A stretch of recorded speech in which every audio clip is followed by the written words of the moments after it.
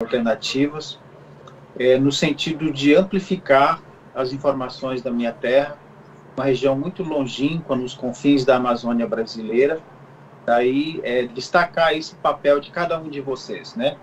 E estou aqui para tentar esclarecer e contribuir com a discussão do programa. Bom, no último dia 5, quando completou um mês do desaparecimento do Bruno e do Dom Philips, a Univaja pediu para que não parasse a pressão nacional e internacional, porque a sensação de insegurança permanece a mesma na região. Nada mudou depois dessa tragédia lá na região?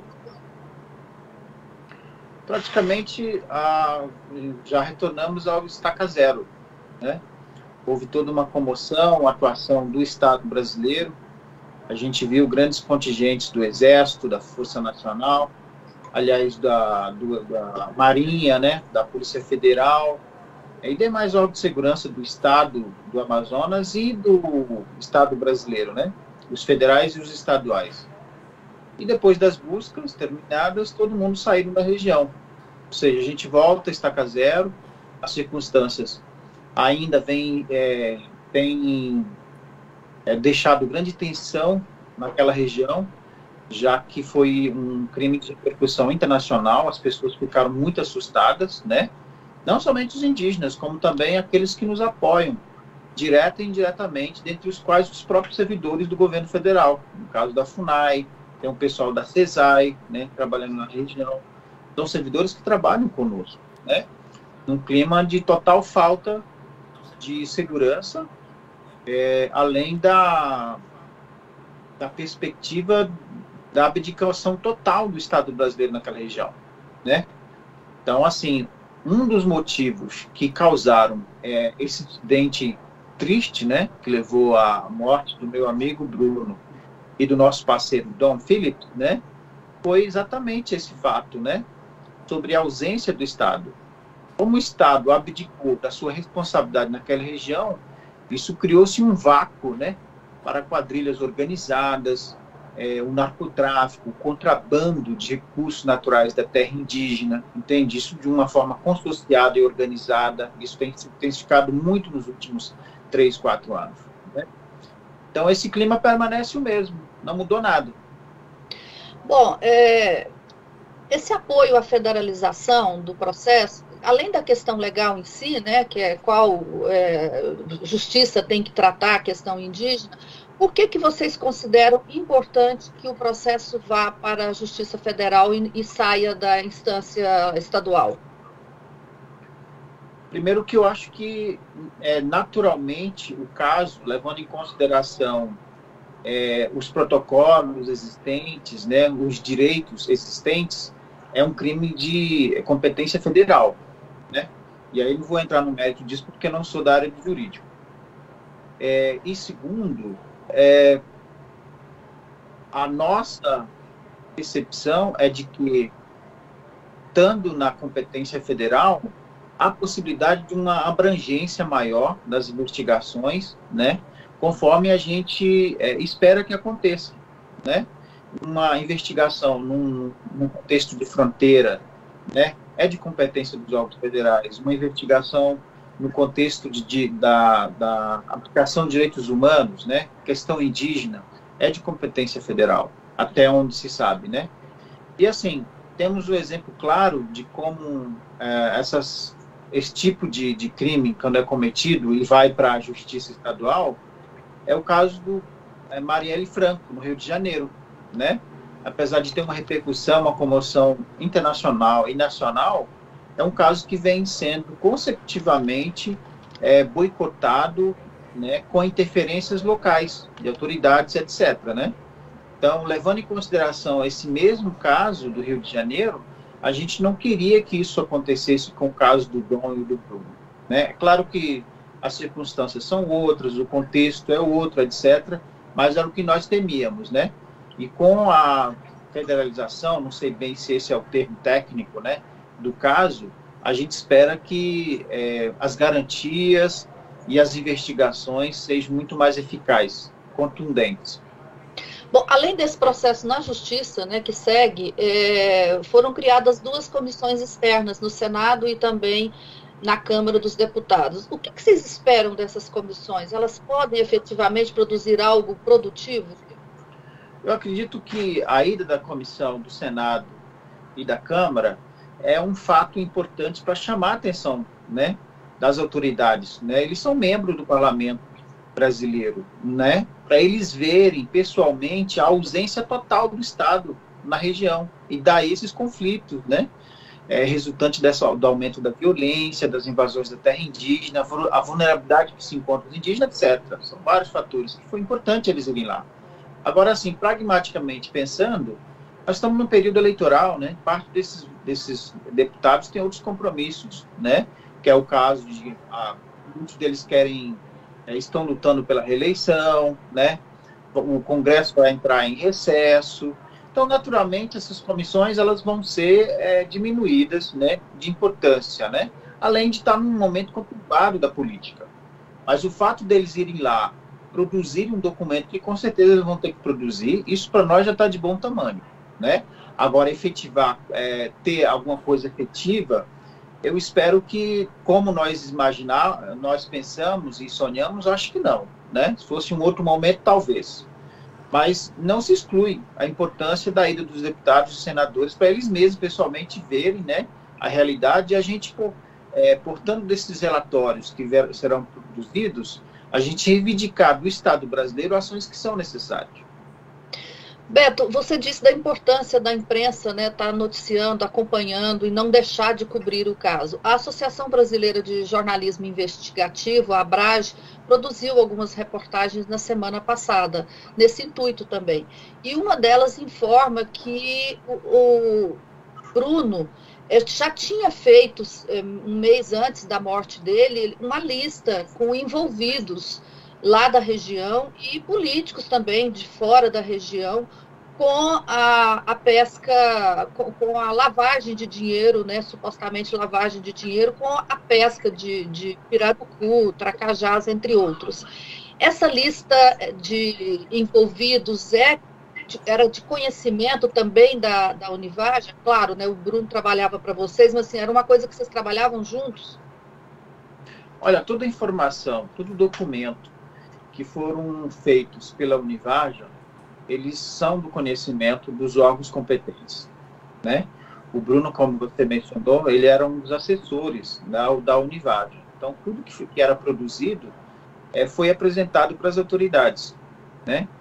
Então, assim, informes específicos, informações contextuais, locais, regionais, tudo isso foi apresentado e naquela época, né, com uma perspectiva de que houvesse uma atuação do Estado brasileiro, né?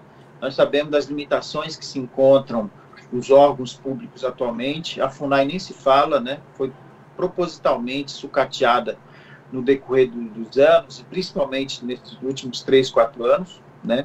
Assim como o IBAMA, a própria Polícia Federal, né? É só irem na região, os jornalistas irem na região e ver que os postos do Exército estão tudo capenga, caindo aos pedaços, os chamados pelotões de fronteira, lá no nosso caso, o pelotão de fronteira do Chão do Equador, Palmeira do Javari. É triste ver as infraestruturas oficiais em total degradação, né? Ironicamente, no momento onde um monte de general está aí no poder, né? Nós temos a Polícia Federal agora, fizeram esse concurso, mas eles não têm também condição para fazer o trabalho deles. Enfim, o Estado brasileiro, total falência e sobretudo, a abdicação, né, da sua responsabilidade ali, né? Então, essas informações, sim, foram apresentadas, né, para eles. Agora, a gente espera que, nesse contexto, sejam verificadas de fato, né? Você podia explicar para o nosso público aqui, para Goiás, fazer pelo menos um resumo do que essa ausência do Estado brasileiro provocou, primeiro, na questão das irregularidades e na falta de proteção da floresta e dos recursos naturais e na vida dos indígenas no interior da mata? Para a gente entender o que aconteceu no Vale do Javari, a gente precisa ter uma leitura contextual do nosso Brasil atual. Entende? E eu, enquanto amazônico e indígena do Vale do Javari, posso garantir para vocês que essa retórica oficial de soberania da Amazônia é uma grande mentira, né? Nós estamos demonstrando hoje, na prática, né, para o povo brasileiro, e no caso os seus ouvintes, de que não está sendo protegida coisíssima nenhuma. Não está tendo soberania nenhuma. Tanto é que os criminosos internacionais estão entrando naquela região, né? E quem é que está na linha de frente? São os povos indígenas. Pelo simples fato de que a gente precisa dessa terra protegida para a gente sobreviver, entende? Os povos indígenas da minha terra não é como outros demais povos indígenas, a depender de cada situação, ou um ribeirinho, né, a depender de cada situação, é que você vai comprar um frango na esquina ali, entende? Não temos. O que nós dependemos dos recursos naturais da terra. É a segunda terra maior do país e com a maior quantidade de isolados do mundo. Então, a gente compartilha território com esses povos indígenas. São indígenas que dependem da proteção objetiva do Estado brasileiro, né? Eu não digo nem eu, Beto Marubo, mas os povos indígenas isolados de recente contato precisam da atuação do Estado brasileiro, que são povos que não mantêm nenhum contato com a sociedade nacional. Nenhum contato não é bem isso, mas assim, relativos contatos, né, com o meio externo, isso eu estou falando num contexto do Javari, né? E também não entende os códigos, né, as etiquetas, o idioma de comunicação fora. Daí a importância do Estado brasileiro fazer a proteção deles, né? Quantas línguas existem lá no Vale do Javari? Olha, o tronco linguístico dominante do Vale do Javari é o tronco linguístico Pano. Então, necessariamente, quase todas as etnias, à exceção dos Canamari, Sorron de Apá, não falam o mesmo tronco linguístico, né? Vamos dizer assim, um componente que liga essas etnias todas, né? Como você mencionou aí, habitam nesse espaço o Marubo, o Maioruna, o Matiz, o Canamari, o Culina Pano, porque tem os Culina Madirá, próximo, na região de Juruá, do Javari, e tem o Sorron de Apá. Mas, concluindo a sua pergunta, e aí o que acontece? A ausência do Estado, a partir do momento que o Estado não prioriza a atuação dos órgãos públicos, Exército, Polícia Federal, né, além dos órgãos estaduais, a Polícia Ambiental do Estado, entende? Na região, cria-se um vácuo, né? Nós estamos vendo isso em todas as regiões da Amazônia. Então, o Vale do Javari não é exceção, né? Nós temos, por exemplo, o crime organizado entrando no garimpo, na terra indígena Yanomami, né? Nós temos quadrilhas organizadas, inclusive com políticos locais, no Pará, fomentando a grilagem de terras, entende? A destruição, o esbulho das terras públicas.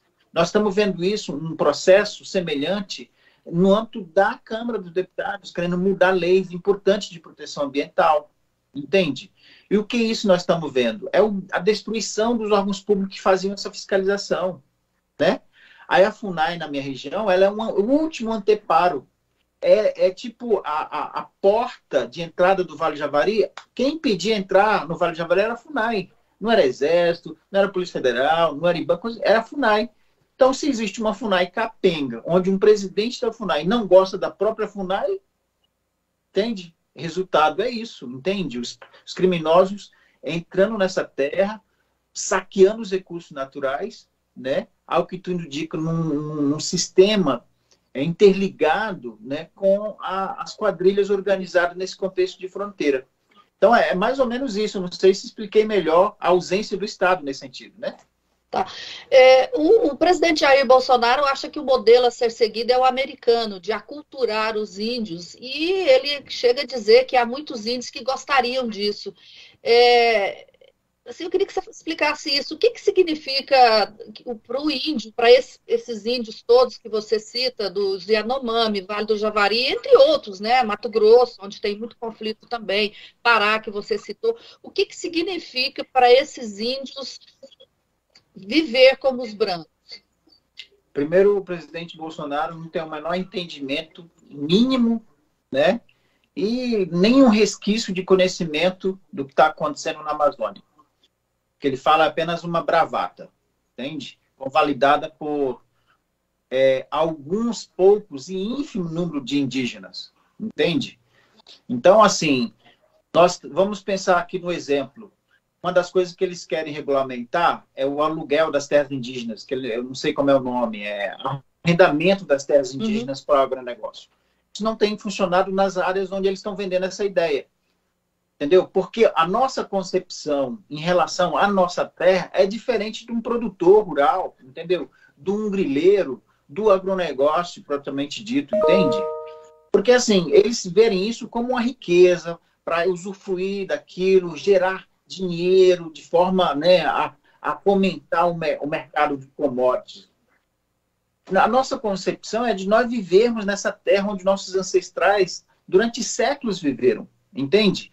E isso não é um ponto de vista aleatório, entende? Oportunista. Ah, não, agora tem um governo pró, vamos aproveitar para. Não existe isso, né? Tanto é que não tem dado certo e tem gerado, inclusive, violência entre os índios mesmos. Entende? Isso, tecnicamente, está comprovado que uma ínfima minoria dos indígenas que são beneficiados. São pequenas número de famílias que são beneficiadas com isso, né? Então, assim, não é algo que vai nos ajudar, de fato, enquanto povo. Isso eu falo naquelas regiões, inclusive, bastante críticas, localizadas no Mato Grosso, né? Localizada em outras regiões onde a pressão econômica é maior. Vamos agora um outro exemplo, no Pará. Vocês acham que os Yanomamis estão adorando os garimpeiros na terra deles? Pois é, não estão? Então, você vê, é uma desgraça o que está acontecendo com os parentes. O Brasil, ele não tem nenhum compromisso, entende? De fazer isso acontecer nas terras indígenas. Ele não tem nenhum compromisso. É tirar, é saquear, é uma visão colonialista, como os portugueses faziam com o nosso país antigamente. Eles estão vendo para a Amazônia como os portugueses viam o nosso Brasil antigamente. Eu só leio o livro de história. O que os portugueses tinham compromisso no Brasil? Apenas de saquear, de tirar, de roubar, não levando em consideração as realidades locais.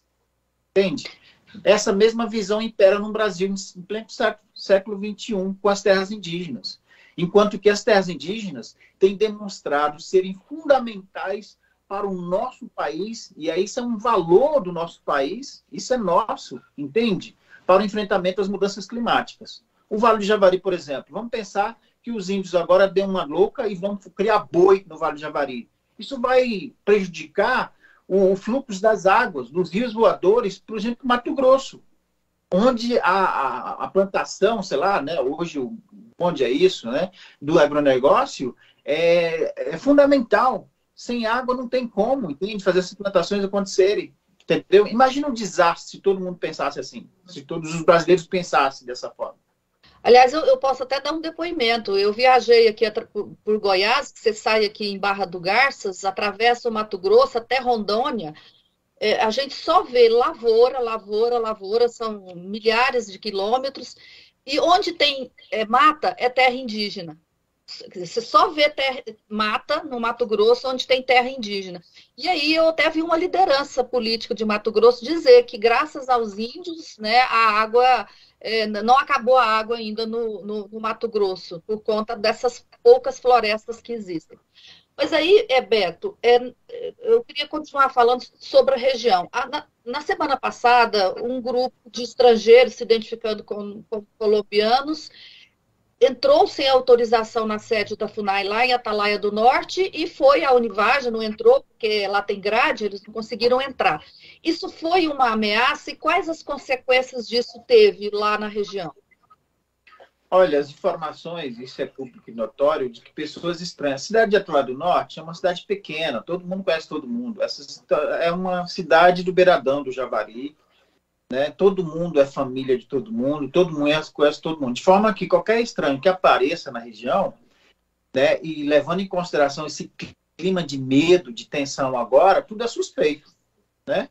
Então, a informação é de que apareceram alguns colombianos, né, perguntando lá na Univaja, querendo saber como entrar na terra indígena, foram lá na FUNAI, querendo saber onde se encontrava um determinado servidor em específico, entende? E tudo isso no momento onde nós sabemos que lá na fronteira crime de pistolagem é muito conhecido por colombianos e peruanos, né? E brasileiros também. É uma região de fronteira, né?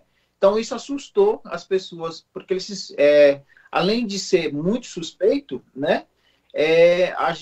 O pessoal começaram a dizer, olha, pode ser algum pistoleiro atrás dessas pessoas. Por que eles vêm aqui, né, atrás, né? Nesse momento agora? Então, aí deu a entender lá, tanto o pessoal da FUNAI quanto o pessoal da Univaja, né, de que era algo ameaçador, né, uma espécie de ameaça, né, implícita. Implícita e direta também, né, com a presença deles passa a ser direta.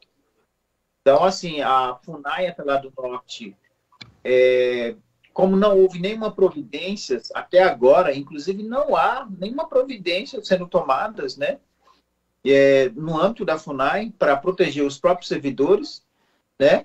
Eles estão trabalhando com a sede da FUNAI fechada, de portas fechadas, né? Atendendo apenas o básico, porque tem indígenas que vêm das aldeias, né?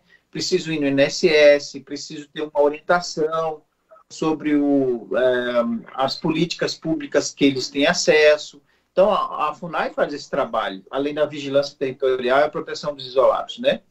Então, assim, vem sendo feito um trabalho apenas básico. Mas eu vejo muito pela situação agora de tensão e a falta de providências, né? Se as autoridades do Brasil tivessem mesmo preocupado com a Amazônia, a soberania da Amazônia, como eles falam aí, era para estar o Exército ali, era para estar a Polícia Federal ali, era para estar uma equipe de servidores da FUNAI atuante, operacional ali, com o objetivo de investigar e conter esses avanços do crime organizado na região.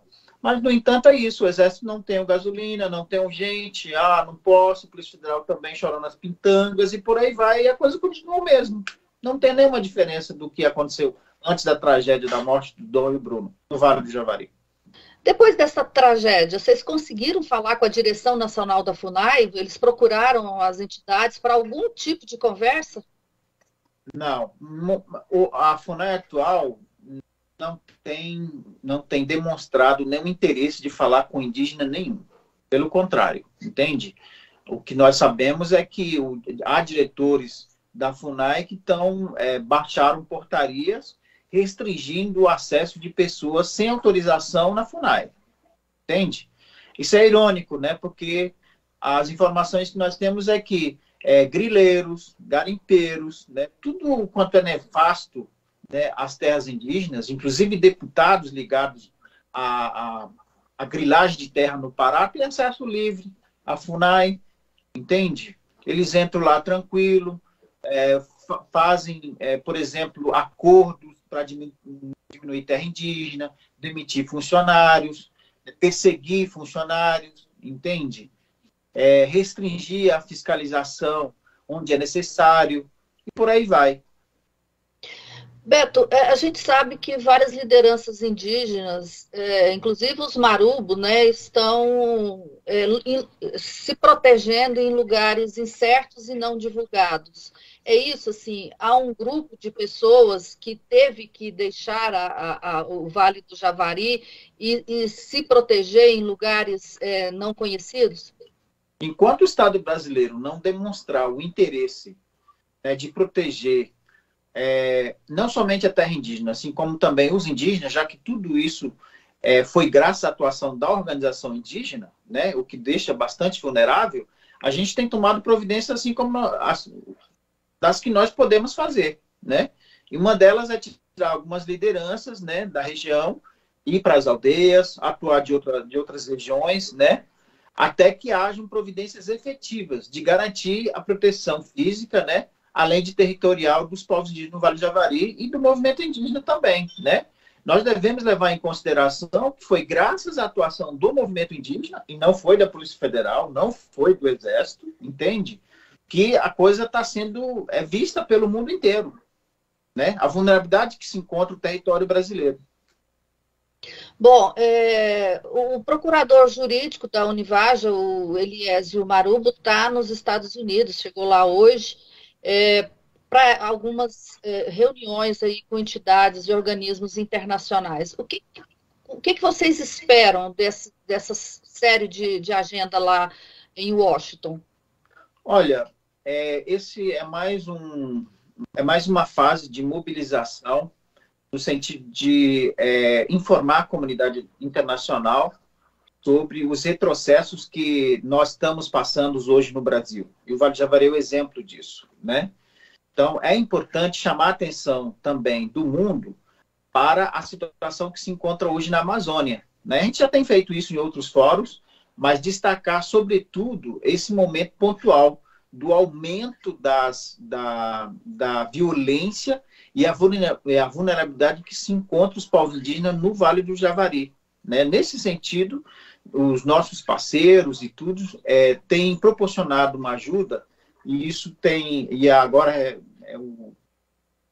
o Eliésio Marubo, né, que é o nosso procurador jurídico, se encontra em Washington para ter uma reuniões com deputados e senadores do parlamento americano, no sentido de chamar a atenção, né? Assim como outras agendas lá fora.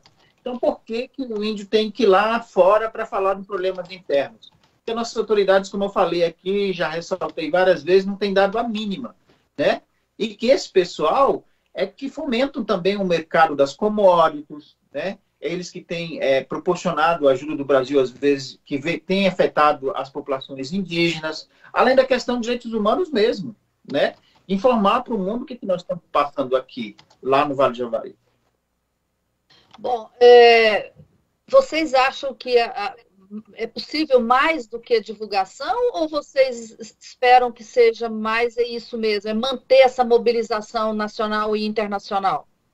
A ideia é manter essa mobilização nacional e internacional e que o Estado brasileiro se ligue dessas situações que nós estamos tentando falar, né? Como eu falei para vocês, até hoje, ninguém nos procurou para falar conosco, nem o presidente da FUNAI, nem o ministro da Justiça, ninguém do Executivo. Nós falamos com o pessoal, com instâncias do Judiciário, do Parlamento, mas ninguém do Executivo nos procurou, né? E a realidade é a mesma. Nenhuma providência concreta está sendo tomada nesse sentido. Bom, Beto, eu vi uma carta que você escreveu no dia que completou um mês da morte do Bruno Pereira, uma carta endereçada a ele, e você o chama de grandão, né? E fala ali da relação, assim, como é que é esse luto de você, pessoalmente, né, da Univaja, que tinha essa relação com ele, e dos povos indígenas lá do Javari? Olha, o Bruno, ele, além de ser servidor da FUNAI, ele era um amigo pessoal, era um irmão de mato, como eu chamava ele, né? E quero destacar também essa figura que hoje é um dos maiores indigenistas da atualidade, né? Infelizmente, o Brasil perdeu um dos grandes indigenistas que poderia ter muito tempo de vida para contribuir com o nosso país, nessa questão indigenista, né? Então, assim, aquela carta, a intenção era muito mais chamar as autoridades, né? A atenção das autoridades. Depois de um mês, as providências, né, e tudo que eu tenho demonstrado aqui não foram tomadas a contento, conforme as nossas expectativas, né? E como ele era um grande amigo meu, que nos conhecíamos por décadas, mais de décadas, junto, no mato, nos nossos trabalhos de campo, eu fiz uma despedida como alguém que compartilhou um acampamento no mato, né? Quantos acampamentos a gente compartilhou no mato, trabalhando junto na proteção dos índios isolados na minha terra, entende? E aquela era uma forma de demonstrar o carinho, o respeito, o profissionalismo pela pessoa que ele representa para nós, né? E como um companheiro de mato, né? Muitos burocratas, muitas pessoas que estão em outros contextos não iam entender, mas, pelo contrário, muitos deles entenderam, né? A ideia da carta, né? De manter ele vivo entre nós e ressaltar a importância do trabalho dele e o que ele representava para mim. Ele representa para mim um amigo de mato, um irmão do mato. Bom, Beto, eu te agradeço muito. Não sei se você tem mais alguma coisa que você gostaria de acrescentar? Não, quero agradecer a oportunidade, né, dizer da importância, reforçar a importância do trabalho de vocês, tanto das mídias, né, de grandes veículos de comunicação, assim como também os veículos de pequeno porte, abrangências específicas regionais, além das mídias alternativas, né? Tudo é importante para que a gente não deixe que esse tema e a morte do meu amigo e do nosso parceiro Dom não seja em vão. Isso para o nosso próprio país. Nós estamos num momento de mudança hoje de governo no nosso país. Que isso seja uma informação a mais. Eu espero, né, que os seus ouvintes tenham uma informação a mais para pensar em tomarem decisões. E lembrar sempre para o pessoal de Goiás, muito ligado ao agronegócio, principalmente, né, que depende, é uma economia importante, né, para o nosso país, sabe o que eles estão vivendo pode ser pior no futuro se essa Amazônia não estiver protegida e que pode influenciar diretamente, né, na produção, na economia de Goiás, né, do Centro-Oeste e demais regiões do país, né? Eles precisam entender isso. Nós precisamos exigir dos governantes que querem ser chefes do nosso país, né, esse compromisso de proteger a Amazônia, que as instituições tenham condição de fazer o trabalho delas. Do contrário, o nosso futuro será um caos. Goiás já produz, é o terceiro maior produtor de grãos, produz mais de 10% da produção nacional de grãos. Para isso precisa de água, precisa de bom clima, né? Precisa de chuva. Exatamente. Bom, Beto, sim?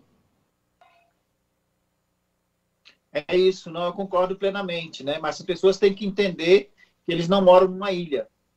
Eles dependem de uma série de fatores, dentre os quais os biomas, né? E muitas dessas pessoas, inclusive, fomentam a mudança de leis para relativizar a proteção ambiental. E o retrocesso que o nosso país tem visto hoje, né?